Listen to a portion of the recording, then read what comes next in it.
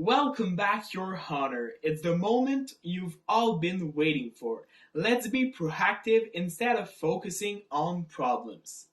In the following weeks, I will propose viable solutions that could be easily transposed into Quebec's justice system. The first one we are going to tackle today is not a new concept. Some countries have already adopted it around the world, such as South Africa, and others will soon, including New Zealand and the United Kingdom. The idea would be to create specialized courts specifically for sexual assault cases. Currently, in Quebec, there are different types of courts, including the federal court and the provincial court, but none of them are designed to accommodate sexual violence victims. The solution would be achievable since specialized courts already exist in Ontario for mental health cases and domestic violence. However, no sexual assault court has been created in Canada as of today. You're probably asking yourself what would be so different with a separate court. To answer this question, I will mostly refer to how South Africa's system works, since this is the only reference we have so far. A South African model has been developed which outlines some of the desired features. To start off, a special room would be created specifically designed for victims to testify. Instead of testifying in front of dozens of people, victims would be isolated in a warm environment with inviting decoration. The law would also allow adult witnesses to testify from a private room with a TV system. This approach ensures that victims wouldn't have any physical contact with the accused when testifying. Finally, information services would be available at the private waiting rooms for victims, mainly to inform them about their rights, but also the available court services.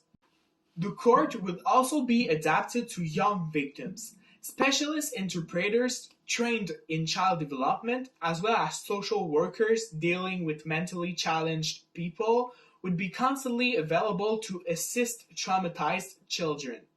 Also, a special room would be equipped with standard furniture specifically designed to meet the needs of sexual violence young victims. It would provide a play area, a reading center, and a child's bed sofa for resting. Intermediaries would also be helpful during the process. To give you an example, an intermediary could testify by reporting victims' words. Besides that, the intermediary could convey questions from court to victims in a clear manner. In the same regard, complainant support services are necessary. Naturally, you're probably thinking that a ton of support is already given to sexual assault victims. To have access to these kinds of services, victims have to go through a tiring procedure while it would be possible in the blink of an eye within specialized courts. Victims would have free trauma debriefing sessions to deal with the incident consequences, including after the trial. On top of that, judges, lawyers, and legal experts would have to learn the psychological effects of sexual assault, which would make victims feel more understood. That is probably the most challenging task to achieve since first responders and the police need to be trained, but it is still doable, especially if the training course is given in school. Sexual assault courts would also give free access to legal advice.